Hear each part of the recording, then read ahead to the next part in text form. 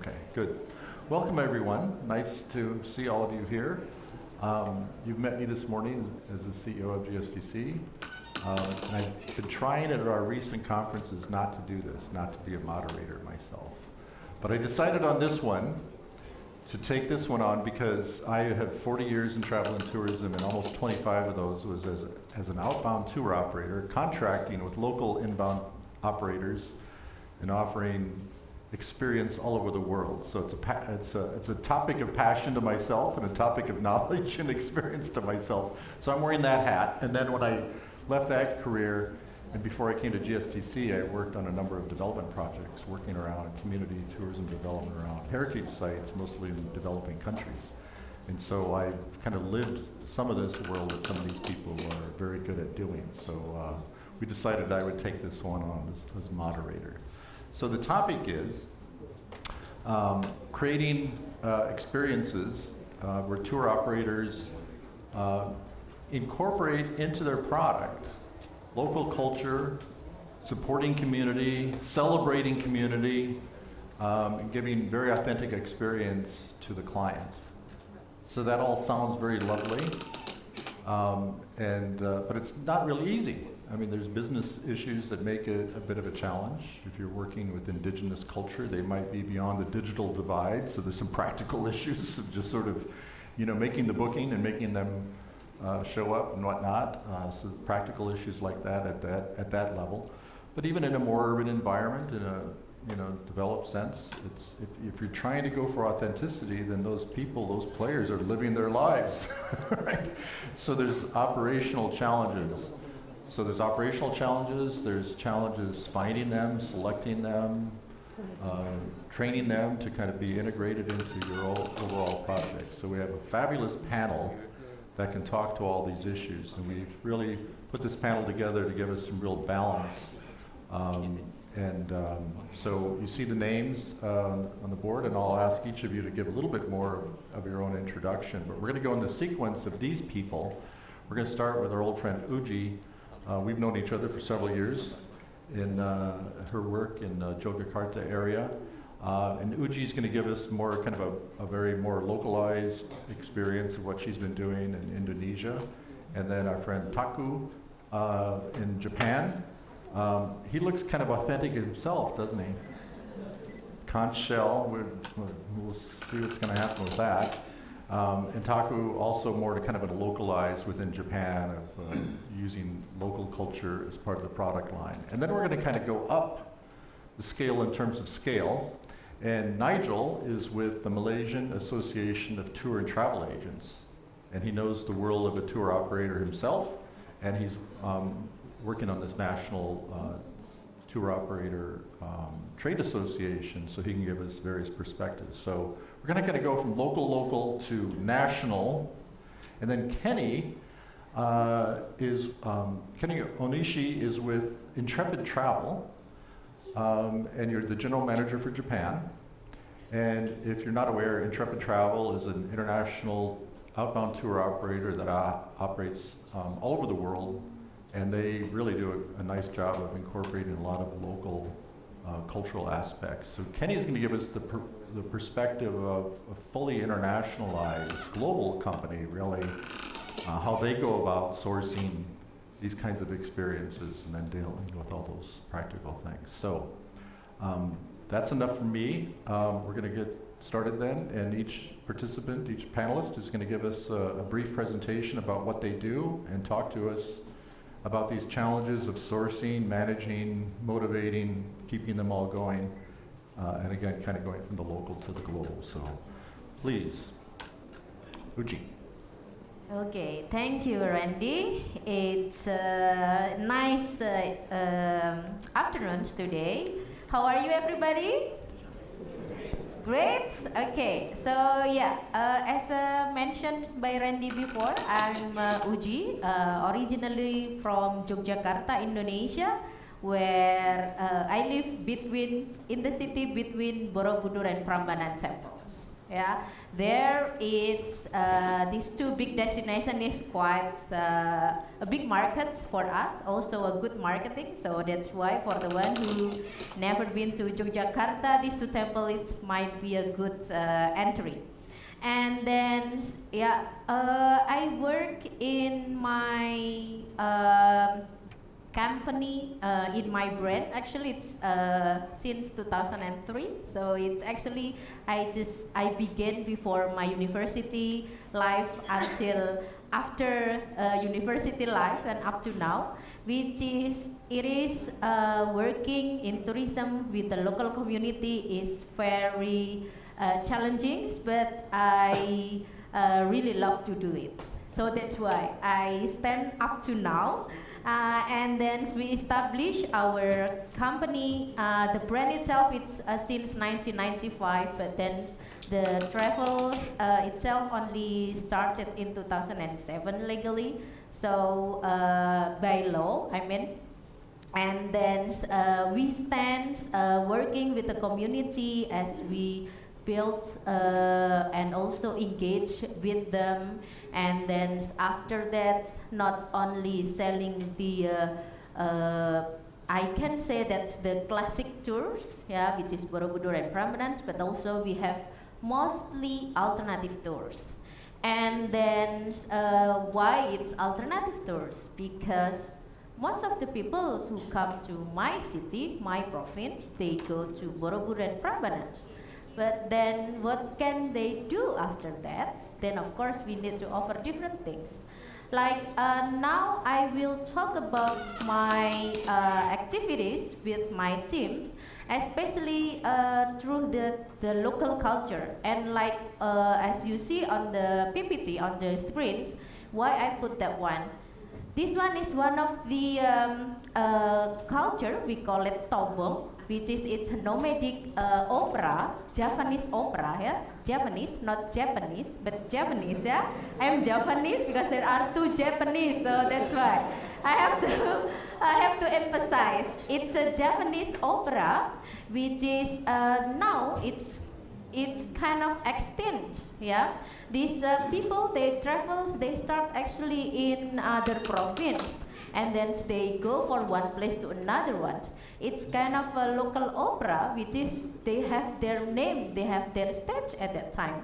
But then now it's going to extinct, as most of the players they are the baby boomers. Yeah, some of them even already passed away during the COVID.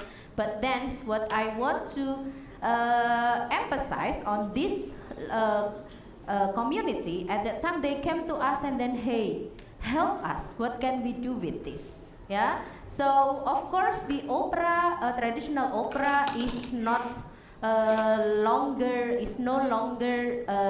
exists, especially because of the technology that we have, because of the tourism developments that we have in Yogyakarta.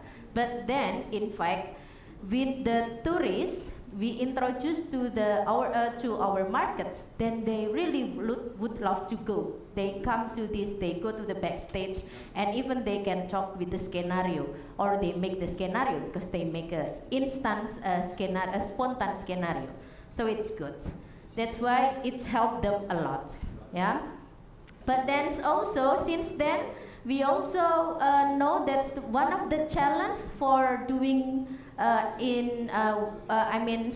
involving the local communities to our activities. It's of course advocacy, it's important. This is some activities that we try to gather all the communities to come and talk about what is local culture and tourism activities actually. So then as you see here, it's in we do that during their we have to adjust their time, which is mostly it's after 6 p.m. because after their work, after the farming activities or agricultural activities, and then we talk about it. We talk about what tourism is, what's the what can we do with the culture that we have. Yeah. So then we make several commitments. Also in here, we say that in tourism we can use that as a cultural preservation too. So then by doing the culture, it means we preserve the culture itself, not to extinct, but to exist. And then if we can preserve them, we can also keep them in cultural events, which is once in a year they still can do, even like blessings for the goddess Sri, especially for the paddy, for the rice field. This is one of the activities that we held. And also on the other hand, this is the activity to celebrate the World Tourism Day with the locals too, in order to bring it up the culture that we need to preserve. And then after we do that, we have the advocacy. We also can invite them in our initiatives. Yeah, here we talk about the activities of the local games and also planting the trees, also interpretations activities. Yeah, we invite them to do these activities. And of course, as tour operators, we also need to support their economic for the artisans and also home industry that live around us, around our activities. So in our office, travel office, we have a travel shop. In here, we accommodate like 34 artisans, yeah, and home industry. They can put their craft and products in our office. So then from this one, of course, then it is very important that awareness and education to give the authentic experience for the tourists is very important. That's also one of our goals. So that's the most important things when we do these activities. I think, like, of course, there are a lot of resistance from the local peoples, but then somehow we need to do our activities also like, you know, we need to enlighten them, we need to support them and communicate them through understanding, through the cultural understanding, so that to minimize misunderstanding. And of course, we should be mindful, adaptable, and committed to our objective, because this is the way how we can sustain to be more sustainable as a tour operator. And up to now, we have to do that. We have to communicate with the community, and then we still have a lot of homework that it's also need to be done, or even maybe it's going to be a sustainable challenges. So that's yeah, but we keep going. And other than that, as a responsible tour operator, we also need to bear in mind that do not leave behind, especially the community. We really need to involve them, and also we need to take initiative to communicate with them. And yeah, last but not least, community engagement is very important, especially to preserve the local culture. So I think that's all the message. And then after that, we will talk and discuss later. Thank you, Randy. You're welcome. Thank you. I think you practiced. That was exactly 8 minutes to the time. But I have a question. I saw the word resistance. It's kind of a strong word. I mean, what kind of resistance? So it's, you know, at the community, we have like, they already start to think, hey, who are you? What are you going to do with our community? Are you going to commercialize us? Or what are you going to do? So what will you give back to us? Some of the community or villager will ask like that. So that's why, like, the advocacy is very important. In order, maybe they're hesitating more than they're resisting. Yes, okay. True. They Yes. just have questions. Okay. Yeah, because most of our activities, it is not in the tourist destinations. So like what I said to you before, it's more alternative activities.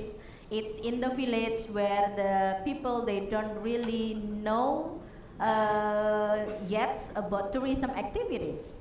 So that's why, which is sometimes it's quite challenging, or sometimes they will take it or not. But that's why in the very beginning we always try to give community trainings in order to let them know and to gain better understanding between us and the community. Okay, thank you. Yeah. Good. Well, now let's change geography from Indonesia all the way up north to Japan. Taku, please.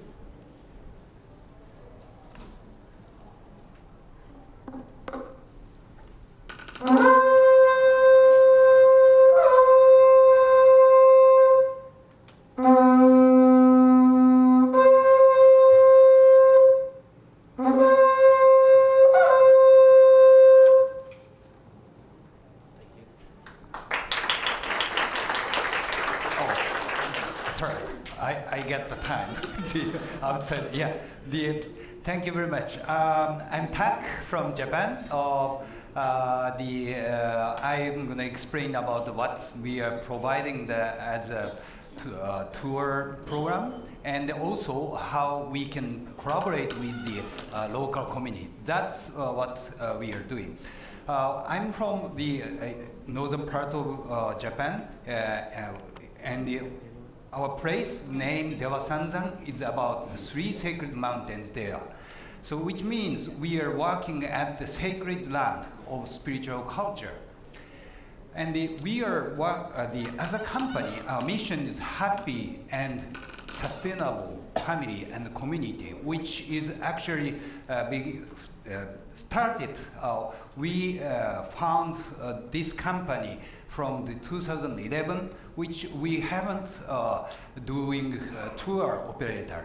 We just started Yamabushido training practice from 2017 at the moment, which was not connected to the sustainable ideas, just sharing the opportunity to practice people. But from our mission, we are now getting quite connected to the original idea, and we are kind of struggling with working with the community to make it sustainable in a good way. Firstly, I would like to show some image of what we are doing.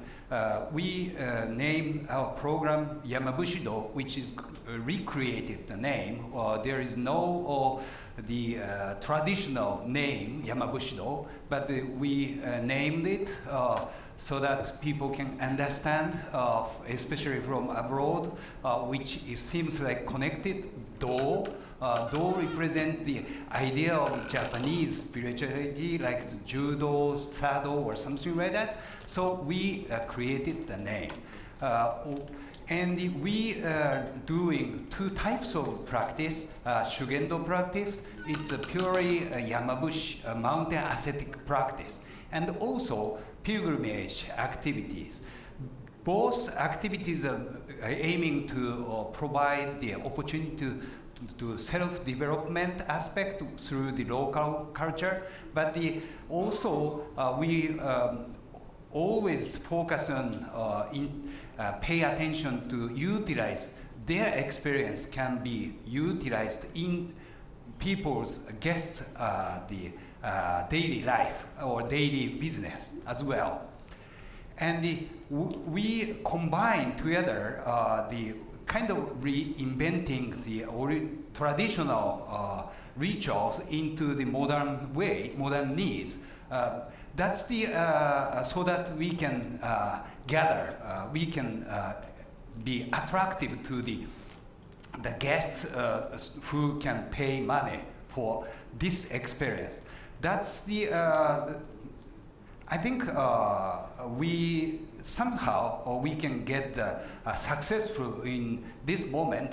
The number is not so big, but half of our guests decided to come to Japan because of us. That's quite new in our region. And we are try to focus on investing, paying to community culture like worship or attending the worship, also spending money to as a donation to conserve the forestry. That's the new thing. But at the same time, what we are doing has relatively programmatic things. We are working in Toge village, which is the pilgrim lodging district, where 400 households and population about 1,000 people are living. And only 226 activities Shukubo temple or pilgrim lodges there. We actually what we are doing with Yamabushido can be work with only 2 pilgrim lodges, because of the since the reason is our products is focusing on 2 niche to increase the high level of quality of valuable experience, focusing on some specific people.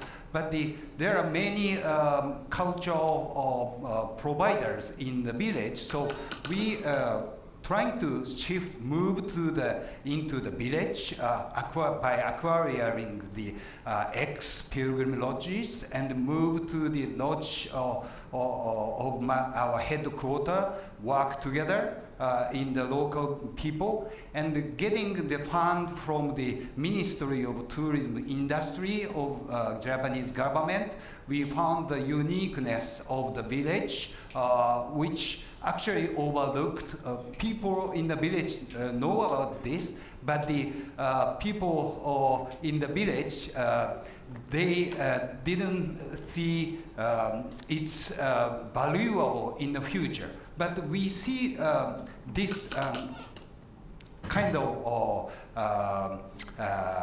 cultural property supposed to be preserved even in the future, even not making money in this moment. That's what we are doing now, working with the regional stakeholders like the chief of the shrine, chief of the union of pilgrim lodges, and chief of the community.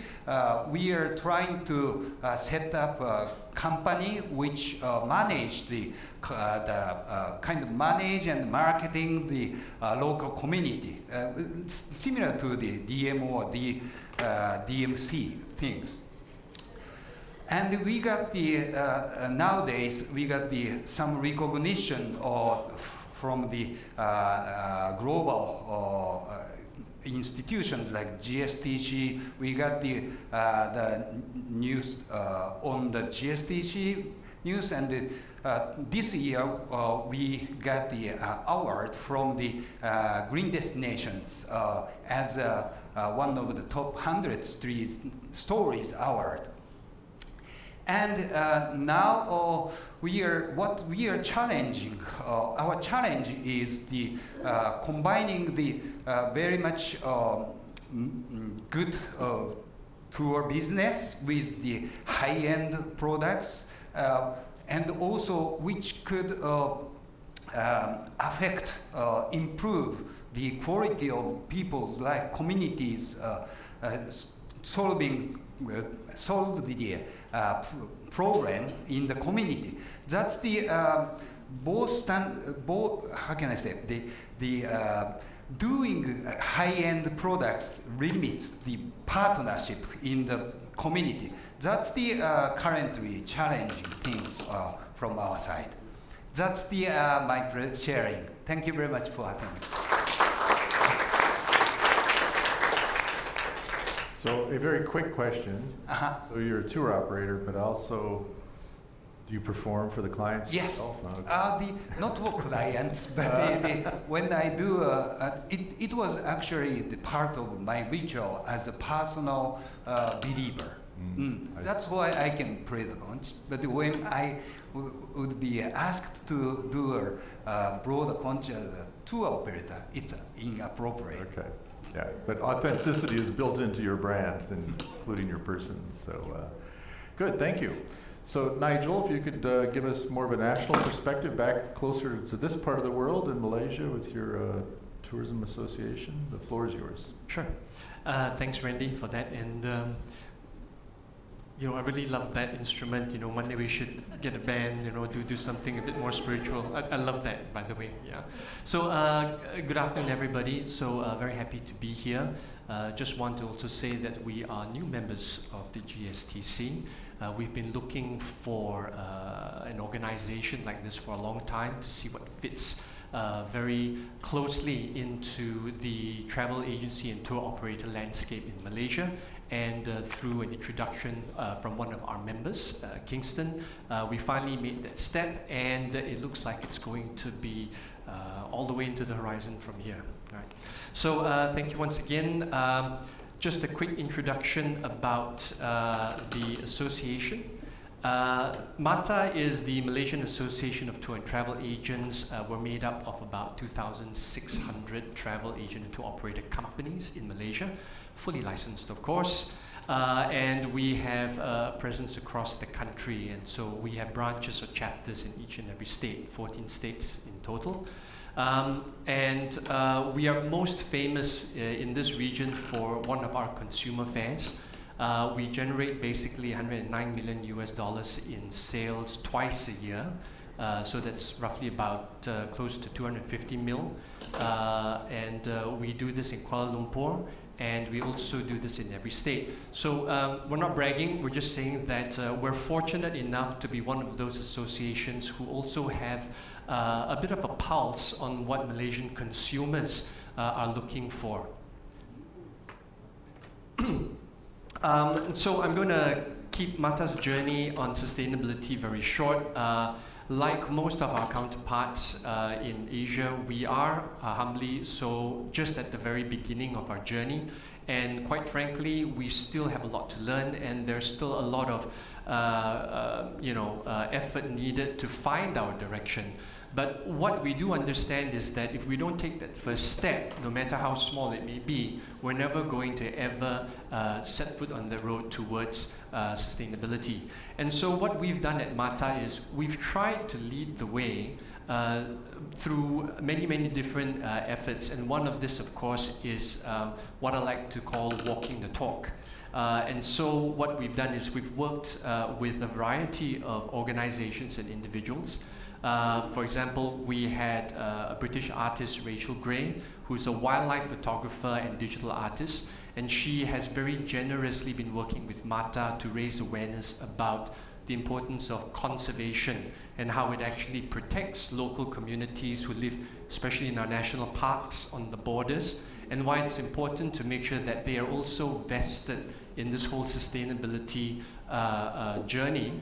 Not only to protect the animals that are in there, but to show them how important it is and how profitable it can be to continue doing what they do and improving in their own sphere, their bubble, their culture, and their way of life. Secondly, we also look at even the urban poor, and we have identified a group of what we call in Malaysia the B40 group, which is actually those who are urban poor, basic income, some even below the poverty line. And we're looking at training women especially who have an intimate knowledge of the city, because they're all urbanites, right?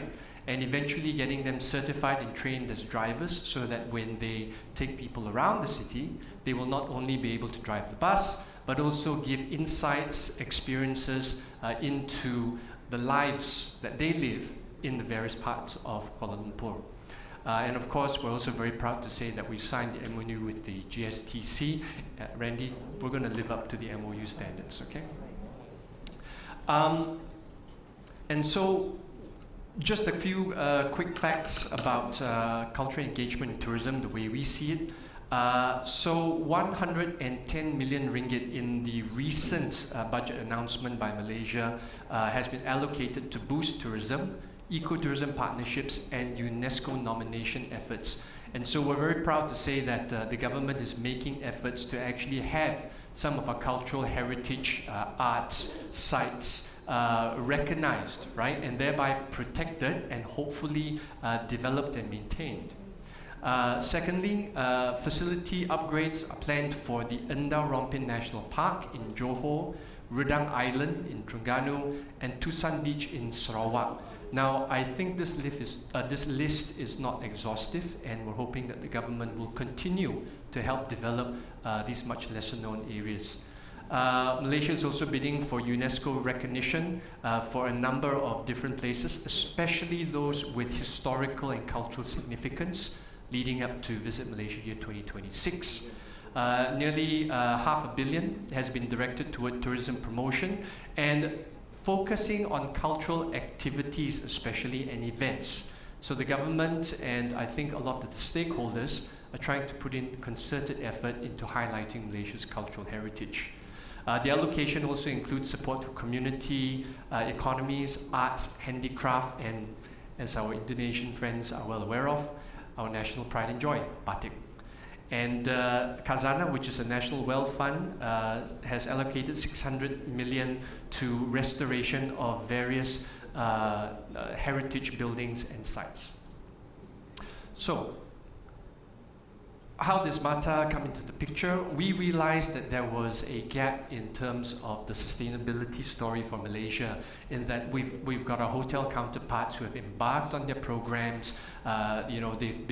They've been doing fantastic things, in energy, in conservation, in property management, fantastic stuff. And our airline partners are also doing the same thing through their carbon offset programs, use of SAF. But what we found lacking was that one of the crucial factors, which were the service line people, the people at the front end, the travel agents and tour operators, were not heavily vested enough in the story of conservation, a story of sustainability. And so to do that, MATTA has set up a very simple program. We don't want to reach too far. The whole idea is to encourage our industry to take baby steps, and so that they eventually make a decision for themselves to be certified or accredited. And very quickly, what we're doing is, on top of that circle, we are more interested in cultivating talent and building awareness. So through our touch points in the industry and the consumers, we want to educate consumers and educate our manpower, right, to be a little bit more aware about the benefits of sustainable tourism. Secondly, with the help of the GSTC and some of our government agencies and counterparts, we're going to try to help set the standard through small baby steps, gamify the process, and allow our travel agents and tour operators to see that through doing very simple things, they can already see their journey on sustainability journey progress. Not 6 months from when they started, not a year from when they started, but even a week, 2 weeks, a month, 3 months. And then eventually, we would encourage them to go for certification and recognition. And one of the ways we are going to do it is to help drive public policy, talk with the government, try and get them to provide incentives, tax relief, or programs that are going to encourage the tourism industry to become more sustainable. And as I said, last but not least, we believe in walking the talk, and so I'm all for saving tigers and helping the locals. I'm almost at the end of my time, so I'm going to skip this slide. It's all about collaboration. And of course, what I've just said, this is how we help. But I just want to finish off by saying that apart from some of these steps that we're taking, we're also looking for, we also believe in collaboration between many different parties. And on the national level, unless we work together, public and private sectors, this journey to sustainability is going to be so much more difficult. So Rainy, that's it from me. Oh, excellent. Thank you very much. And we will be using Slido. So, oh, good. Somebody started using it. So, Kenny from Intrepid Travel, give us more of an international, global view, if you would, please. It's using a podium, so I'm just going to use the podium. For those of you who never heard of Intrepid Travel, we're a Melbourne-based travel agent and a tour operator.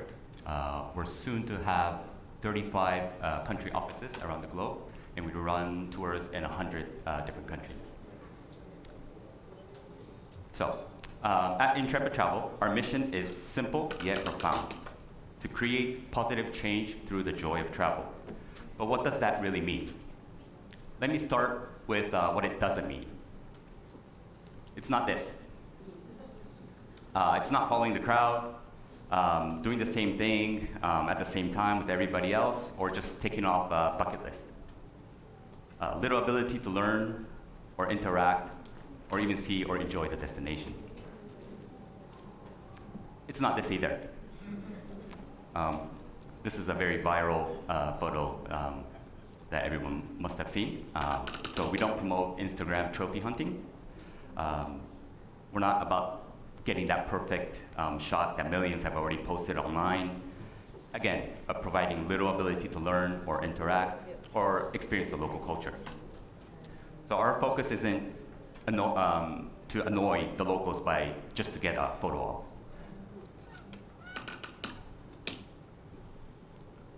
Very good. At Intrepid, we've always sought out different ways to travel.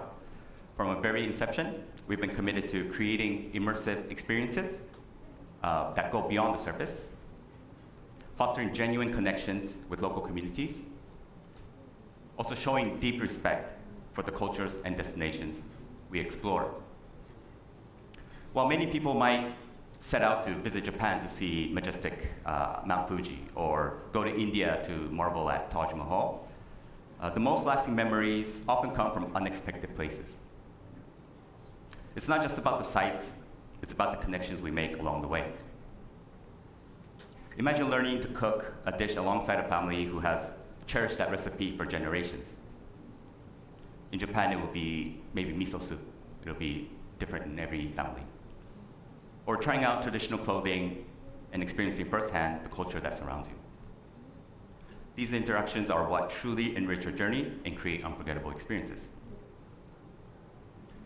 We're proud to offer nearly 1,000 tours across 100 countries, but what truly sets us apart is our commitment to creating immersive experiences in every single one of these journeys.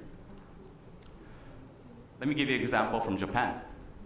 We have a unique farm stay experience where our guests visit a small rural village called Kawane, which is in Shizuoka Prefecture, pretty close to Mount Fuji. Upon arrival, our guests are warmly welcomed at a local tea farm by our host, where they participate in tea picking and learn the traditional methods of brewing tea. Next, guests are taken to the host farm to pick fresh vegetables for dinner, engaging directly with local agriculture.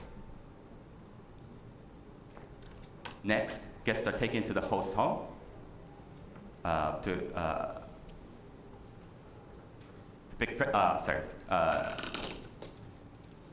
together they cook a delicious home-cooked meal, gaining insights into Japanese culinary traditions.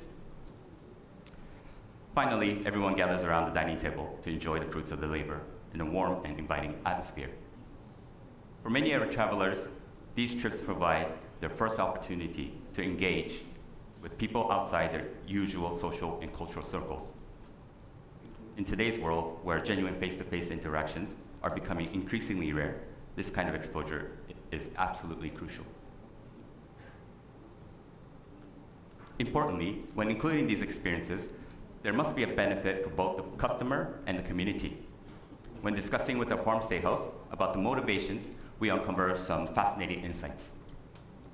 Many hosts whose children have left home find companionship through hosting. Hosting provides a sense of purpose and keeps them engaged. It offers an opportunity to practice and improve their English skills.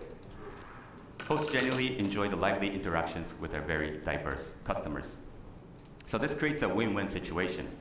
Travelers gain authentic cultural insights and form meaningful connections, while hosts find fulfillment, combat loneliness, and broaden their horizons while preserving their way of life.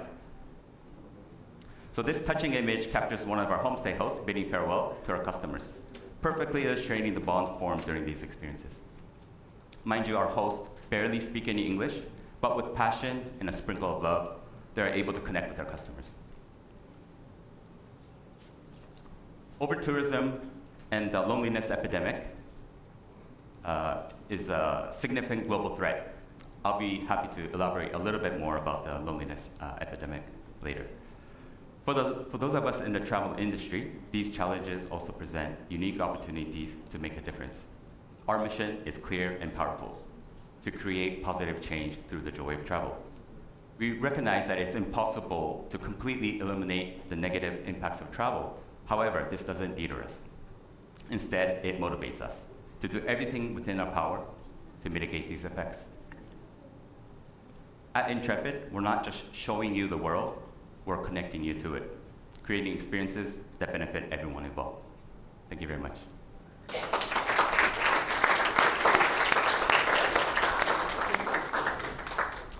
Thank you, Kenny. So, something that's intriguing to me about Intrepid is just sort of sourcing these. In my more recent career, in addition to in the work at GSTC, I've often been a judge at MATTA Gold Awards, the old Tourism or Tomorrow Awards at WTTC, and a few times I've been in the field doing the analysis, the assessment of finalists. And I've been so many places in the world, developing countries, really cool things, streets program, supporting the poorest of the poor, and I asked them, who really supports you? And two companies come to mind, and I'm going to mention your competitor because they deserve it too. It's Intrepid and it's G-Adventure, a Canadian company. And these two companies around the world seek these things out and find them. And I've seen with my own eyes the incredible authentic experience that really is big international outbound operators. You're really setting yourselves apart with truly authentic. Can you talk to us briefly about sourcing them? I mean, you're in Japan, so you can run around in Japan and do it, but in general, I know you mentioned 35 DMCs that you own, so you've got people in the field yourselves, but Soon to be 35. Soon to be 35, but if you could just speak to us of that challenge of sourcing Sure. quality that's reliable, because something I'd like to talk to everybody about, we'll come back to later, if you could be thinking about reliability, because sometimes indigenous people are on their own calendar, their own clock, and they might not show up. Let's come back to that one, but just in general, sourcing, Kenny. Sure. Intrepid started 35 years ago. Our first tour was in Thailand. And from our inception, from our first tour in Thailand, we actually implemented homestays. So we have a lot of experiences. We've made a lot of mistakes probably along the way. Maybe we scaled too much too soon. Obviously, we need to make profit and we like to scale. But we made mistakes. So we have a 35-year experience of working with local communities.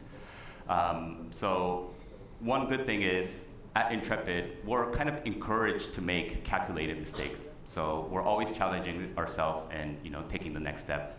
And also owning it and sharing our information with our counterparts in each of our country offices.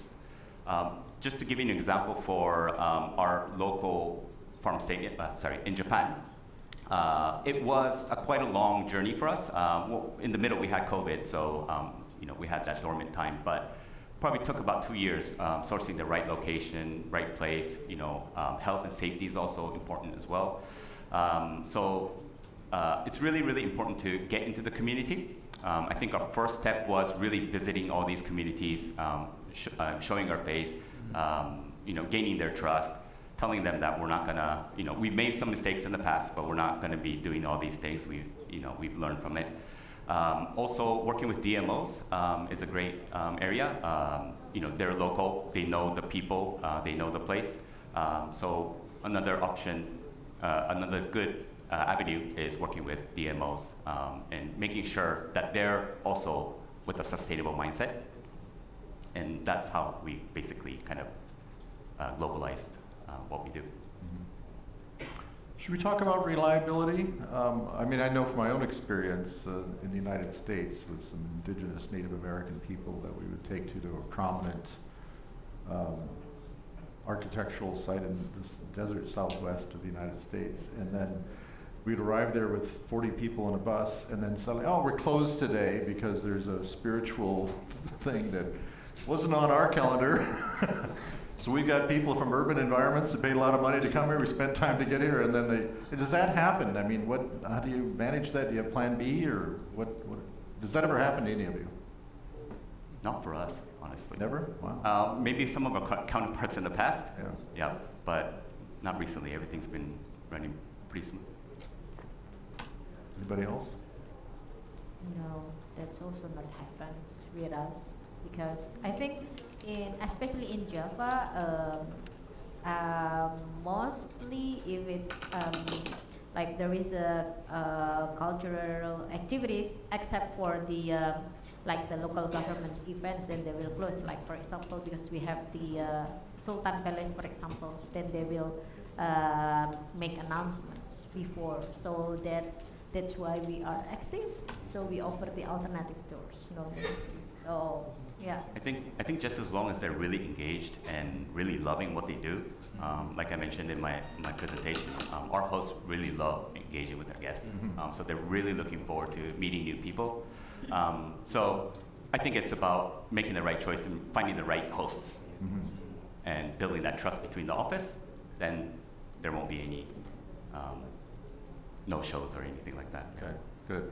Well, and then kind of related to that, I'm going to tie another element to that, to the first question that we see on the top of the screen, is that, you know, in my experience also, the people you're visiting can be very excited for the first 7 visits. You know, too many groups later, a few less smiles. So kind of keeping them motivated. And I think it's kind of tied to this question, this paradox of you need scale to get the economic benefit, but scale brings risk of, the word over-tourism is used here, but I think maybe over-tourism on a small scale of just that, even that very authentic experience of that lady cooking might get a little boring after a while. So how do you keep them kind of motivated and then further on in this question about avoiding any degradation of local heritage sites and communities and those impacts. Let's kind of talk on the personal level and the community level about any experiences. Keeping it all fresh, keeping it positive, keeping it happy. And I'm thinking about the players, not your guests. They're the players. their feelings, their experience, their ability to keep it up. Yeah. Uji. Can I start? Please. Okay, so I think if it's especially with the, I can say it's then we can directly go to the visitor management, which is most of the activities that we do, especially in the village. We have a small group, 7, maximum is 7 for one group, and then because what we do, it is the daily activities of the Japanese, which is sometimes we already, mostly we already have several points of interest that we visited. So when we know that we are having, for example, 4 groups in a day, it means that we do it in the morning and also in the afternoons. And we already have the host tell about it that okay, later on we will have 2 groups in the morning and 2 groups in the afternoons. But the thing is that we manage, especially the routes, how we can manage the people, not let's say 14 people in one house, for example, but with a different time, and when we manage the time, then it's fine. So that's how we ensure that the meaningful economic benefit is still go there. Meanwhile, we do not disturb them, because sometimes, like, the thing is also another challenge. Sometimes there are some tour operators that they just copy paste us and then they just jump into the place where we visit, which is also the same. That's what happened in my case. So that's why we try to collaborate more with the local partners, not only in 2 houses events, but other houses. So we try to find the alternatives and then tell to our tourists what's happening. And so far, like, again, as far as we can communicate with the tourists and then we being honest, and then it's no problem. That's the way how we manage the group. Yeah. May I? Please. We are working at the one mountain worship settlement and the people visit our place. Recent days, just visit to see the national treasure 5-story pagoda. But I think in order to solve this paradox, or to match the setting of the region or to the visitors' needs, that's the key issue. I mean, our area have been developed for the pilgrim activities. So as far as visitors following the manner of pilgrimage, the over-tourism is not so problematic for our area, I think. That's the setting could limit the number of people. And also it helps to maintain the kind of financial circulation through the kind of attending prayer or donate or something like that. The tourists who do not understand the setting, just to see the kind of just stop by watching the natural property. These people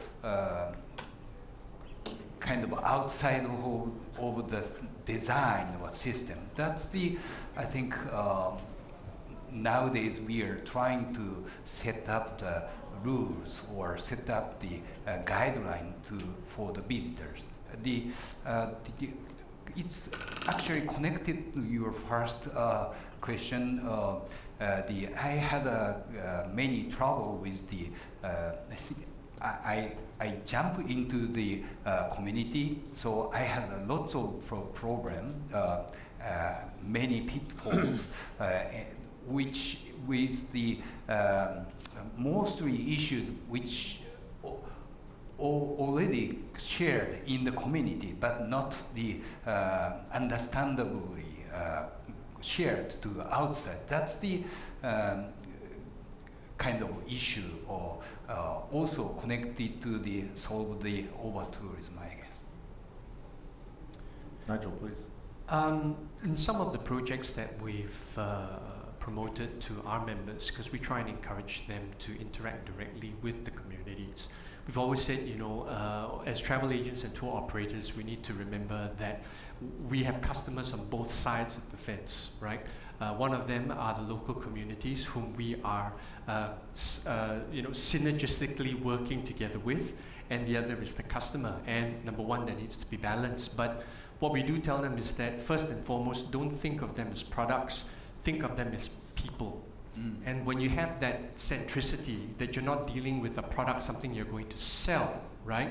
But it's a story you want to bring to the forefront, and sensitivities, you communicate the right sensitivities to both the customer as well as the local community. That's going to be the anchor of how you're actually going to create a successful cultural product. So to us, we've basically gone back to basics. Just remember that it's people. Good, thank you. Oh, please. Yeah. For us, like I mentioned earlier, when we first started in Thai, we did work directly with the hosts. And there has been instances where they're like, we're pretty full with, we're pretty happy with the volume that we have. So one of the learning experiences, like I mentioned before, having a third party is pretty important. This might be a Japanese thing as well, but when we directly speak with the hosts, they'll say, yeah, we love your business, please come. But they're not probably completely honest with us. So just having that third party person.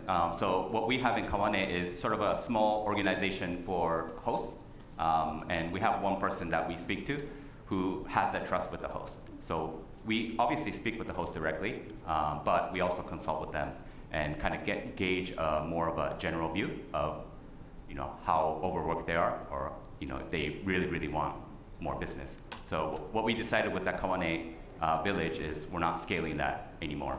They're pretty happy with the volume that they have from us. Great, thank you. Let's look at Amanda's question. Have tour operators, and we see MATTA mentioned, observed any shift in consumer behaviors and preferences? And I'm going to plant an idea on top of that. I've seen where, 15 years ago, there was a great interest in developed country, kind of international travelers wanting to sample a homestay.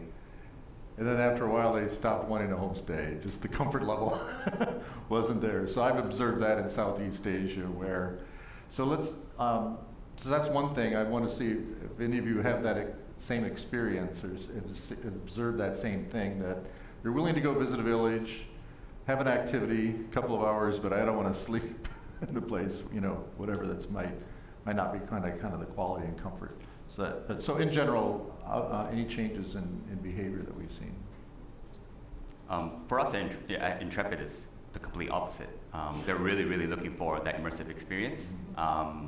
They're also looking for, we also have a not hot list. Intrepid every year sends out a not hot list. It's popular destinations, but everything that we have within the itinerary are lesser known areas.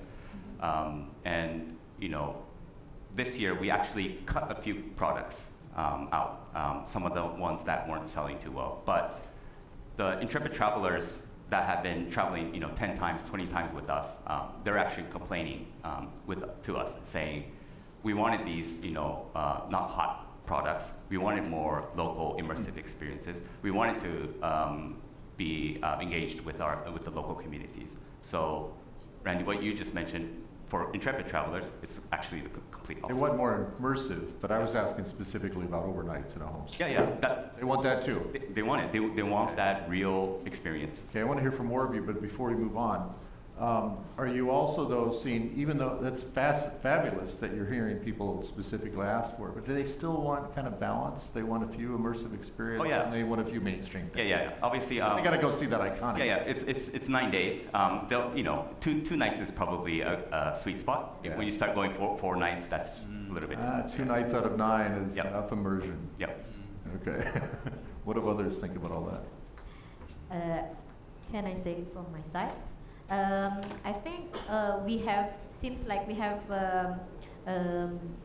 menus which is variative. So we have the a la carte, also we have the package. But we do have, especially the package that the guests want to immerse with the locals. It means that stay overnights in the homestay with the host. Then we still have that clients.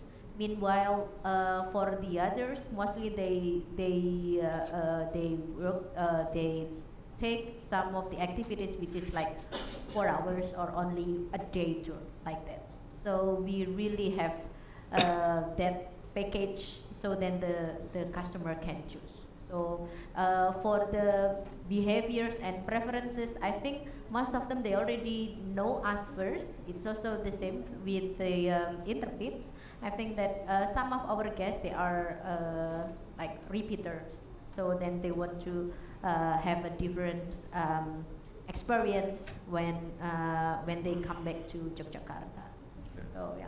Thank you. And Nigel, since MATTA was specifically asked by Amanda, what do you think? Well, we do work a lot with other associations, retail particularly, hoteliers, and what we have found, just to give you context, is that in general, and even F&B, yes, my family runs a restaurant, so we actually see what people are looking for. And ironically enough, through all these different areas, people are looking for stories behind the products that they are buying.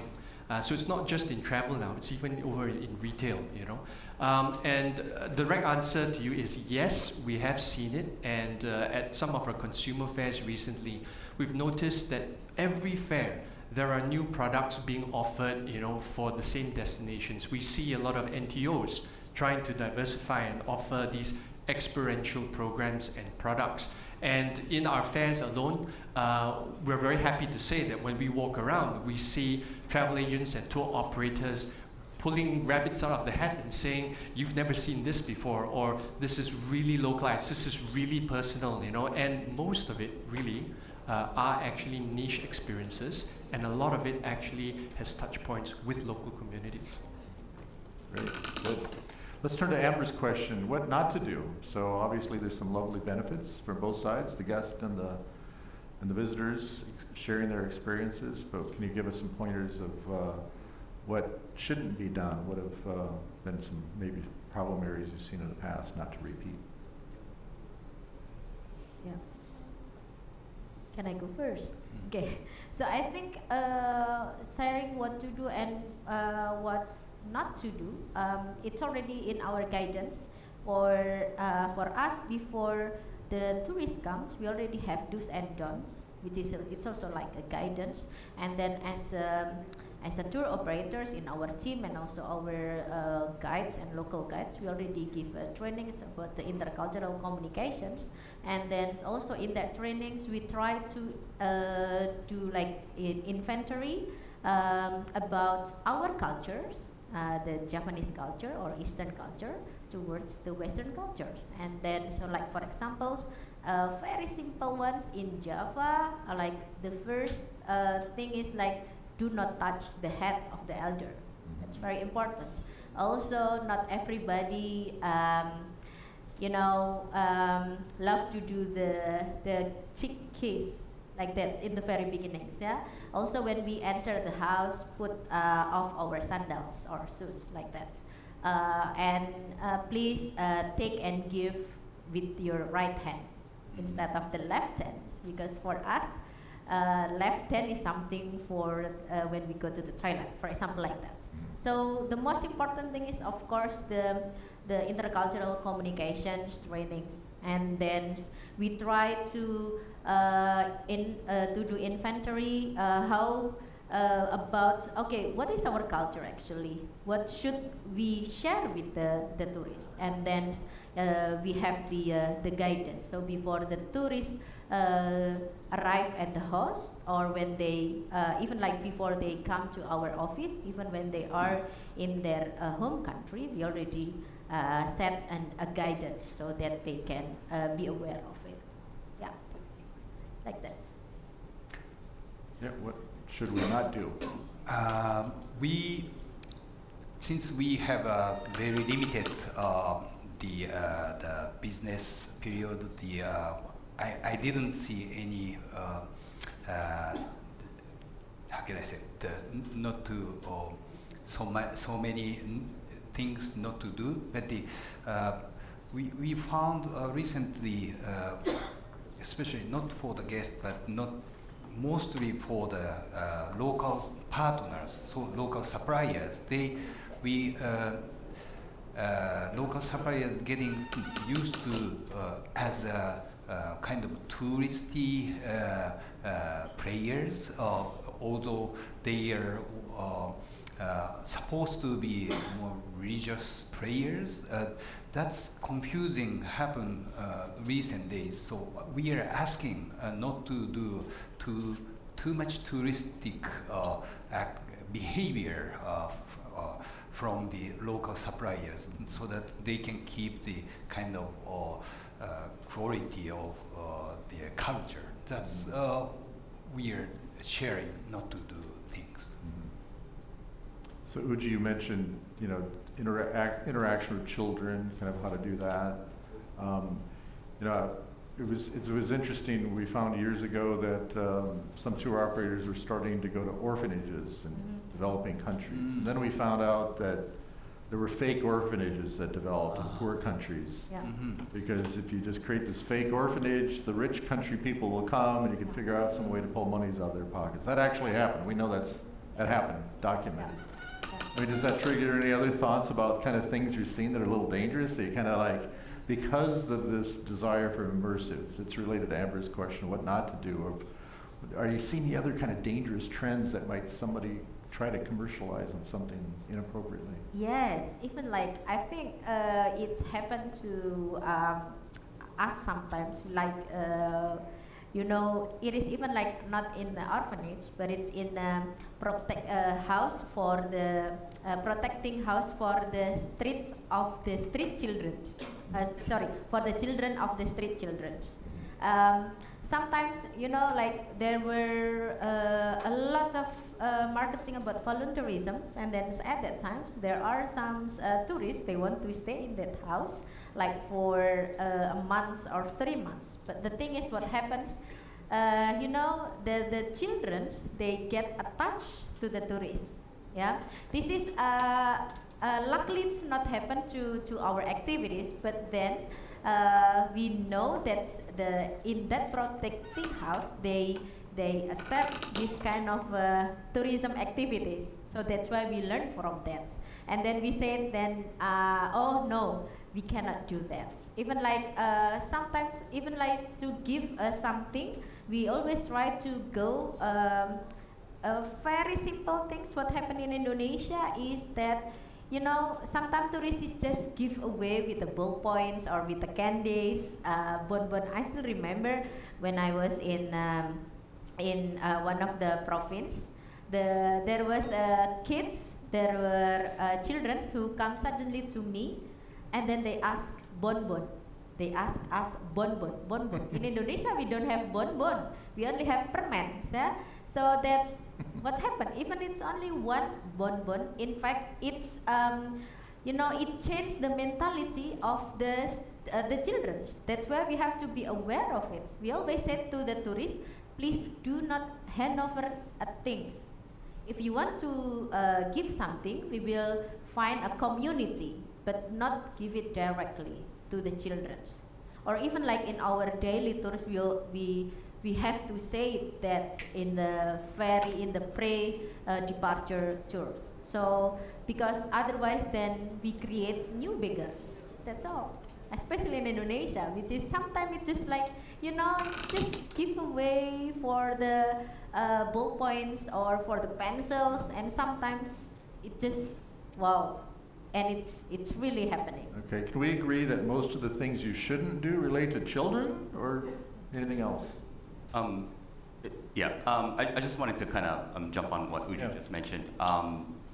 In some of the 100 countries that we visit, we do have issues with children, and we do encourage our tour guides and leaders to talk about obviously the positive of all the countries that we visit, but also the negatives. So what are some of the issues that's happening? And like Uji said, they all want to help, right? They all want to help, but if you give them directly, there's always an issue. So what Intrepid did, we built an Intrepid Foundation that's under our Intrepid Travel company. It's an NPO that works with all the NPOs and NGOs in different countries. So when we give them the storytelling of, you know, these are the great things, but unfortunately, you know, there's poverty, this and that, and what Intrepid wants to do is help these communities to give these kids a better education. And we work with a local NPO NGO. One example in Vietnam would be Blue Dragon Association, which tries to mitigate child trafficking and also gives better education for the kids in Vietnam.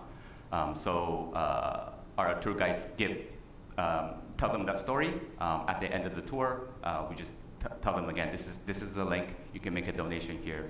And Intrepid, for every dollar our customer donates, we match $1 from Intrepid as well, and we donate to the NPO, and the NPO NGO helps the community in need. Okay, we only have a few minutes left, so I'm going to combine the two questions that are appearing on the screen.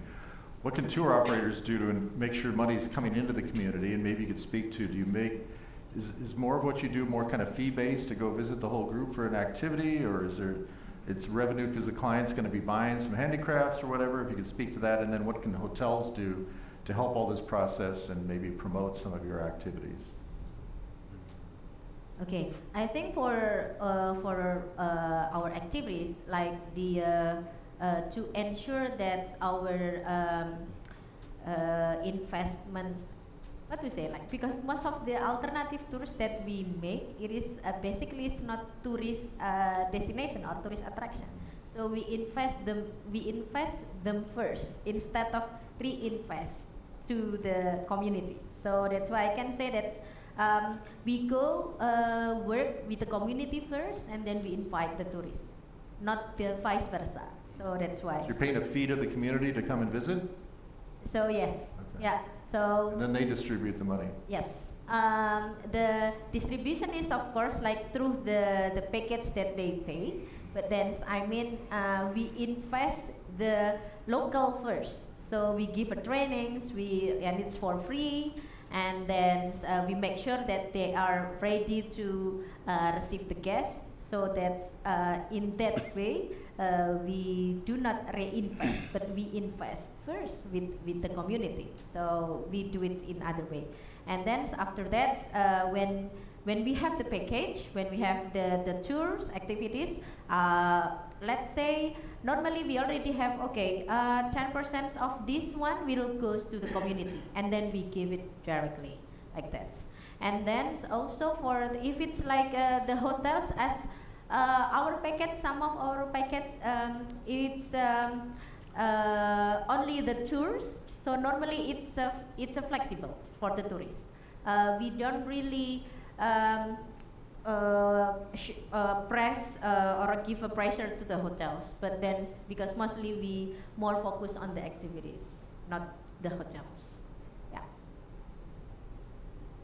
Have any of you seen hotels promote immersive activities of their guests to get out of their neighborhood and out? For Japan, sort of. Is it what we really, really look for? That might be a question mark. Might be a little bit generic versus that authenticity. So I know that some hotels in Kyoto, Kyoto's where all the geishas are. They welcome geishas, and they give them a show to give them a glimpse of what a geisha is. But is that authentic, and is that really immersive? From an Intrepid perspective, it might be a question mark. But to for some customers who are actually staying at the hotel, that might be exactly what they're looking for. So it's a difficult one to say. We're out of time, but I'm going to ask you all, have you interacted with ECPAD and their training on sensitizing staff on human trafficking and child labor issues and so forth? Just very quickly, have you interacted with ECPAD, and has that worked well for you very quickly? On MATTA side, we did actually manage to hook up with them in Berlin. So we've already said, look, we're going to try and adopt some of this into our code of ethics. And so we're in the process of talking to them, but it's pretty good. They've given us a lot of insight into what to do, and we're just going to add that on to our guidelines. Many of your tour operators doing the training to sensitize their staff of what to watch for? Well, we're going to start the training at some point, all right. hopefully early next year. Great. Yeah. We have the child protection policy already in our company, and then we also got a trainings from the Australia-Indonesia partnership. So yeah, it's quite good awareness for our team. I think we are running in Japan, business in Japan. The regulations are basically set up in the way. So I don't think we have an issue to follow these, as far as we are following the governmental request. For Intrepid, when a new staff enters our company, we go through about 25 online training programs, and one of it does go over child protection as well. So there is a training implemented. Okay. Speaking of going over, I went over time, 2 minutes, so sorry to have taken time away from you. So big applause to the panel. Thank you all very much. I hope you found this interesting and worthwhile. Thank you all. Enjoy the break.